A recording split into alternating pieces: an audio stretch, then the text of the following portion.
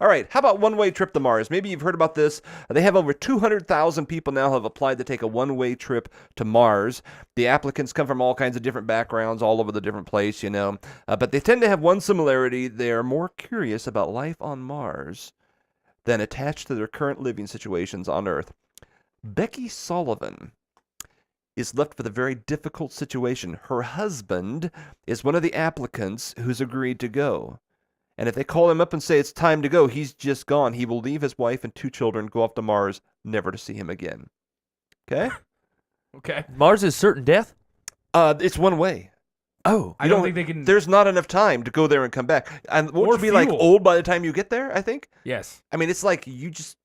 Yeah, that's one of the reasons we haven't sent humans there yet. Yeah. So, how would you counsel a woman whose husband wants to go to Mars without his family? A, the Bible doesn't talk about trips to Mars, so I would tell him he's free to go. B, his application to join the Mars trip is an act of unfaithfulness. I would tell the wife to divorce him. Or C, I would tell him to repent of his stupidity, call off the trip, and be a man of God that he was called to be. See? Why? That's it? Just call off the trip? How are we supposed to make any gains in science, Bova? This is for mankind. This is the only gain that we could make. It's the gain on the table. I'm sorry, this is some random dude. He's not said that he is a scientist going to Mars to figure something out. We've got to colonize. We can't afford to lose a scientist. I feel like we can afford to lose this guy. We need as many of the smart people as we can keep. Yeah, I think it's ridiculous. I don't think it's an act of unfaithfulness, so I'm not going to go with B. I don't think that there's a portion that we should ever say, well, that's not specifically in the Bible, so just do what you want. Actually, I use that rationale quite a bit. Yeah, and that's why I went with it. If the Lord's not against it, I'll do what I want. Yeah, I don't think that's a great place to stand at. Yeah, I would go with C. I think that him abandoning his family, no matter what, for curiosity or whatever, I think that's ridiculous. The dude has an obligation to his wife, who he said, till death do us part, not till Mars do us part.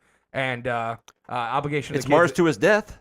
Okay, fine. Yes, he may die on Mars, but what good is this trip going to do for him anyway? Yeah, exactly. What's he getting? You said he'll have his name in a book somewhere. Kids will read his name. I don't. If you have a Facebook, well, his kids are going to sacrifice a little bit. Yeah, totally. This is sacrificing a little bit. Hey, kids, I really love you, but Daddy wants to go to Mars. See ya. Okay, we got Troy for C. Allie, what's your take on this thing? I'm gonna go C too. I think that's extremely selfish. I mean, how is that any different than somebody leaving his family to go off on like a rock and roll career or something? I mean, you're abandoning your children to not know their father because you're off on a trip to Mars. So, okay, let's say he never goes. Like I said, there's 200,000 people who've applied. How does that affect your marriage when you know your husband has agreed to go ahead and leave you if his name is called? Yeah, probably a bit negatively. How do you wake up the next morning going, we'll see? From a woman, I would hold that against him for the rest of his life. I'm not gonna lie. That's a poor choice. Yeah. Yeah, I usually like to be counterpoint here, but I feel like you've left me no option but to say C.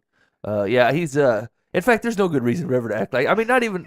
It's just it'd be almost acting the same way if you and your buddies are supposed to go on a camping trip, and it's like as soon as Paul calls, I'm out. You know what I'm saying? Like setting no boundaries, and that's it. We're going. I got a better offer. Yeah, if they call me. Sweetheart, I love you, but there may be more adventures for me. Yeah, if that's going to be your take on it, you're at least going to have to put some shine on that delivery. So I think the table's in with C. I am too. It was the easy answer, but I thought it was an interesting. I'm trying to imagine how that family. How does little Junior talk to Dad? Well, Dad, I hope you're here tomorrow. Hope they don't call your name. I mean, what a weird family situation. Yeah. There is no stability. It's just imagining some sad little boy packing his suitcase, going, "Dad, can I go to Mars with you?" Yeah. Nope. No room for you. There's one-way ticket for Daddy alone. Right. The Eagle train. He's sad. For me. Dad needs some alone time, so I'm gonna go to Mars. I'm gonna be in the history books, son. Literally going to Mars. You'll read about me someday.